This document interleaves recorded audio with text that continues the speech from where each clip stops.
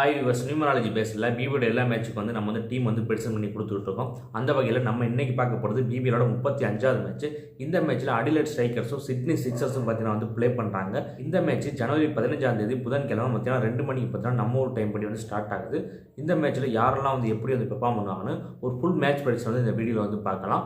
ஜனவரி 15ஆம் தேதி பார்த்தீங்கன்னா 6-7 காம்பினேஷன், அதாவது சுக்கிரனும் கேதுவும் சேர்ந்த காம்பினேஷன். ஸோ சுக்கிரனும் கேதுவும் சேர்ந்த யாருக்கான நல்லா இருக்குன்னு பார்த்தோம்னா சந்திரனை சேர்ந்தவங்களுக்கு பார்த்தீங்கன்னா நல்லா இருக்கும். ராகு சேர்ந்தவங்க பார்த்தீங்கன்னா மைனஸாக இருக்கும். நம்ம அதுபடி ப்ரெடிக்ஷன்ஸ் பார்க்கல. ஃபஸ்ட்டு ஸ்ட்ரைக்கர்ஸில் பார்த்தோம்னா மேத்யூ ஷாட்டு அவர் பார்த்தீங்கன்னா ஒரு 20 ரன்ஸ் அடிக்கிறதுக்கு சான்ஸ் இருக்குது. அடுத்து கிறிஸ்லின் ஒரு 30+ ரன்ஸ் அடிக்கிறது சான்ஸ் இருக்குது. அடுத்து அலெக்ஸ் கேரி ஒரு 25+ ரன்ஸ் அடிப்பார். அடுத்து போப்புக்கு ஆவரேஜாக இருக்கும், ஒரு 20 ரன்ஸ் கிட்ட அடிக்கிறதுக்கு சான்ஸ் இருக்குது. அடுத்து அலெக்ஸ் ரோஸ் அவர் பார்த்தீங்கன்னா 20 ரன்ஸ் தான் அடிக்க சான்ஸ் இருக்குது. அடுத்து ஜேமி ஓவர்டன் அவர் பார்த்தீங்கன்னா 2 விக்கெட் எடுக்கிறதுக்கு சான்ஸ் இருக்குது. அடுத்து டிஆர்சி ஷாட்டு ஒரு 30+ ரன்ஸ் அடிக்கிறதுக்கு சான்ஸ் இருக்குது. அடுத்து பென் டக்கெட்டு எல் ஹாஸ்கெட் ஒரு விக்கெட் எடுக்க சான்ஸ் இருக்குது 2 பேரும்.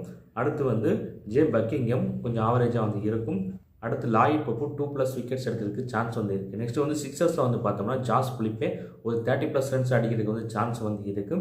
அடுத்து ஜேம்ஸ் வின்ஸ் அவரும் ஒரு 30+ ரன்ஸ் அடிக்கிறதுக்கு சான்ஸ் இருக்குது. அடுத்து குர்டிஸ் பேட்டர்சன் அவர் ஒரு 25+ ரன்ஸ் அடிக்கிறதுக்கு சான்ஸ் இருக்குது. அடுத்து பார்த்தீங்கன்னா மோசஸ் ஹென்ட்ரிக்ஸ் அவரும் பார்த்தீங்கன்னா 30+ ரன்ஸ் அடிக்கிறதுக்கு சான்ஸ் இருக்குது. அடுத்து ஜோர்டன் சிக்ஸ் ஒரு 20 ரன்ஸ் தான் அடிப்பார். அடுத்து ஜே எட்வர்ட்ஸ் ஒரு விக்கெட் எடுக்கிறதுக்கு சான்ஸ் இருக்குது. அடுத்து ஹைடன் கேர் 1-2 விக்கெட் எடுக்கிறதுக்கு சான்ஸ் இருக்குது. அடுத்து பென் டாவர்சிஸும் 1-2 விக்கெட் எடுக்கிறதுக்கு வாய்ப்பு இருக்குது. அடுத்தது சீனா பாட்டு 2 விக்கெட் எடுக்க சான்ஸ் இருக்குது. அடுத்து ஏகில் வசன் 1-2 விக்கெட் எடுக்கிறதுக்கு சான்ஸ் இருக்குது. லாஸ்ட்டாக டாட் மர்ஃபி 1-2 விக்கெட் எடுப்பார்.